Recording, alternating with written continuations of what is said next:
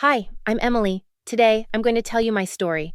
But before I continue, please like, share, and subscribe to hear more stories like this. I was 29 years old, newly married to my husband Kieran after 3 years of dating. I worked as a research librarian at a university, and Kieran was a civil engineer. We'd just returned from our 2-week honeymoon in Portugal, the trip of a lifetime that we'd saved for months to afford. I owned my house, a small 3-bedroom cottage that I'd inherited from my grandmother 2 years earlier. It was filled with her furniture, her decorations, and her memories. Every piece meant something to me. The floral couch where she'd read me stories, the oak dining table where we'd had Sunday dinners, the vintage lamps she'd collected over decades. The house wasn't fancy or modern, but it was mine, and it was full of love. Kieran had moved in after our wedding, bringing his clothes and personal items, but leaving the house essentially as it was. He understood how much my grandmother's things meant to me. His parents, Bridget and Callum, were a different story. From the moment they'd first visited my house, Bridget had made comments. "Oh, this furniture is quite vintage. These wallpapers are very traditional. You'll want to update everything eventually, I'm sure." I'd smiled politely and changed the subject. I had no intention of updating anything. Bridget was an interior designer, or claimed to be.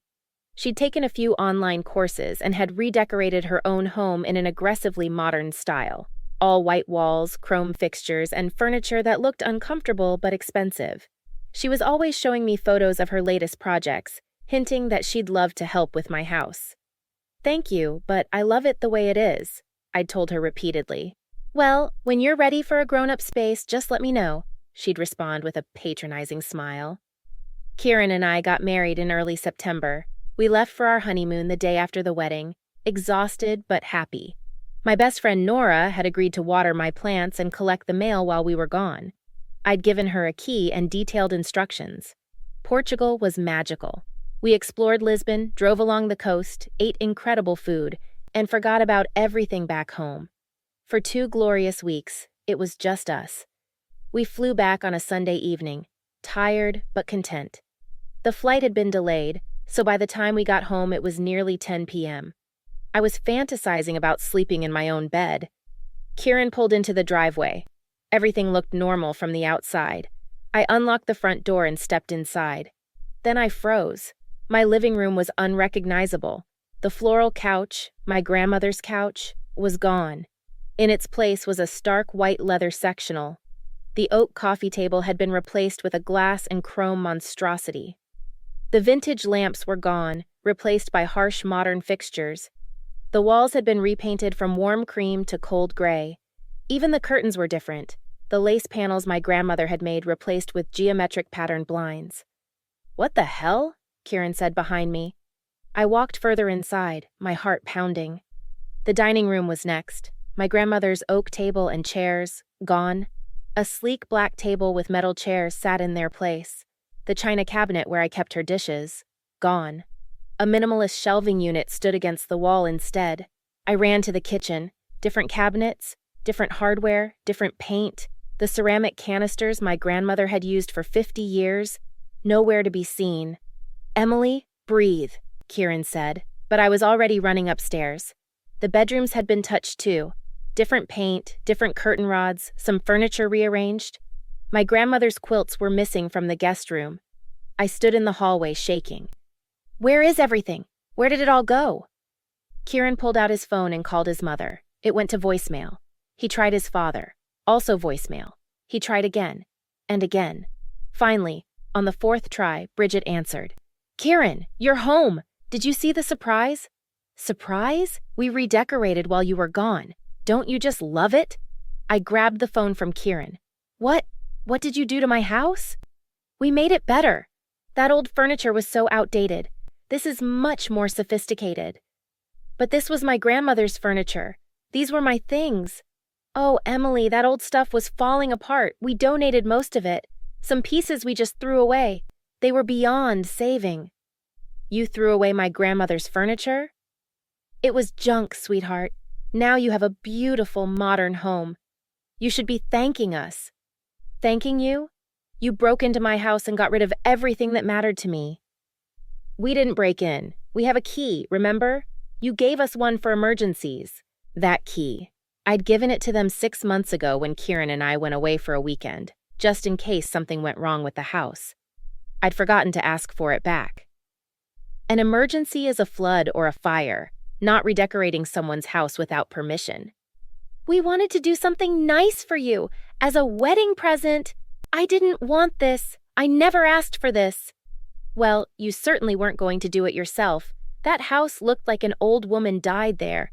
An old woman I loved, my grandmother. These were her things. We're being the operative word. Now they're gone and you have a fresh start. I was crying now, rage and grief mixing together. Where is my furniture? Where did you take it? I told you, we donated it. To Goodwill, I think. Some of it went to the dump. The dump? You threw my grandmother's things in the dump? Emily, you're being hysterical. Once you calm down, you'll see we did you a favor. Kieran took the phone back. Mom, this is beyond inappropriate. You need to come over here right now and explain yourself. It's late. Now, Mom, or I'm calling the police and reporting a break-in. 30 minutes later, Bridget and Callum arrived. Bridget walked in beaming, clearly expecting gratitude. Callum looked uncomfortable. So, what do you think now that you've had time to really look at it? Bridget asked. I think you committed a crime, I said, my voice shaking. You entered my house without permission and removed my property. Don't be dramatic. We're family now, and we used the key you gave us. For emergencies. This was an emergency. That house was a decorating disaster. Kieran stepped forward. Mom, I need you to listen to me very carefully. You had no right to do this. None. This is Emily's house, her property, her decision. I was helping. You were helping yourself. You wanted a project and you took it without asking. That's not helping. That's violating someone's home and trust. Bridget looked genuinely confused. I don't understand why everyone is so upset. The house looks incredible now. It looks like your house, I said. Not mine. You erased my grandmother from every room. Do you understand what you've done? I modernized an outdated space. You destroyed the only pieces I had left of the person who raised me. For the first time, Bridget seemed to register that I was actually devastated, not just being difficult. Well, we can get your furniture back. It was only donated yesterday. I'm sure it's still there. You donated my things yesterday, while we were still on our honeymoon? I wanted everything to be perfect for your return. It took all week to do the painting and get the furniture delivered. All week? You spent an entire week in my house, throwing away my life? Callum finally spoke. Bridget, love, I think maybe we should have asked first. Asked? You think? I turned to him. Did you help with this? He looked at his shoes. I helped move some furniture. I thought Emily knew about it. You thought she knew her house was being completely redecorated while she was on her honeymoon? Bridget said it was a surprise Emily would love, that you'd talked about updating the house. I never said that, not once. Bridget waved her hand dismissively. You might not have said it directly, but I could tell you wanted to change things. You just needed someone to take the initiative. That is not how consent works, Kieran shouted. You can't just decide what someone wants and act on it. Don't you raise your voice at your mother. My mother violated my wife's home. I'll raise my voice all I want. We argued for another hour. Bridget insisted she'd done a wonderful thing, and we were being ungrateful. Callum kept trying to play peacemaker while clearly knowing his wife was wrong. Kieran demanded they tell us exactly where every piece of furniture had been taken. Finally, Bridget pulled out her phone and showed us photos. She'd documented everything. The before and after shots she was probably planning to use in her portfolio dot my grandmother's couch at Goodwill, the oak table in a donation truck, the lamps, the china cabinet, the side tables, all at various thrift stores and donation centers around town. We need addresses, I said. Every single place you took my things. It's nearly midnight. I don't care. We're going to get my furniture back. The stores won't even be open. Then we'll wait until they open tomorrow and we'll be first in line. Bridget huffed, but provided the information. They'd spread the donations across 4 different locations over the past week. After they finally left, Kieran and I sat on the awful white couch in what used to be my grandmother's living room, and I sobbed. We'll fix this, Kieran promised. We'll get everything back. What if we can't? What if someone already bought it? Then we'll deal with that. But we're going to try. I called Nora. Did you know about this? Know about what? I explained. She was horrified. Emily, I swear I had no idea. I came by twice to water plants like you asked. Everything looked normal. If I'd known, it's not your fault. Bridget must have waited until after you came. At 6 a.m., we drove to the first Goodwill location. We waited in the parking lot until they opened at 9. The manager was sympathetic when I explained the situation. Do you have proof of ownership? It was my grandmother's. I inherited it when she died. I don't have receipts from 50 years ago. Can you describe the items? I described everything in detail. The manager checked their inventory and security footage. We did receive a large donation last week matching that description. You're in luck. Most of it is still here.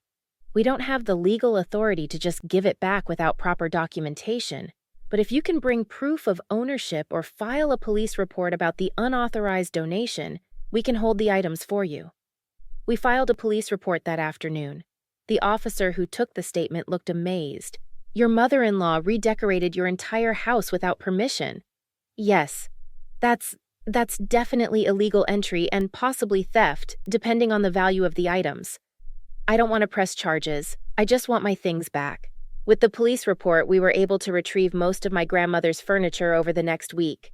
The couch was still there, the dining table and chairs, most of the lamps, the china cabinet. Some things were gone, sold before we could get there. My grandmother's bedroom set had been purchased by a young couple the day before we returned. The vintage mirror from the hallway. Several smaller items. Each missing piece felt like losing my grandmother all over again. We stored everything in a rental unit temporarily because Bridget's new furniture was still in the house. Getting rid of it became the next battle.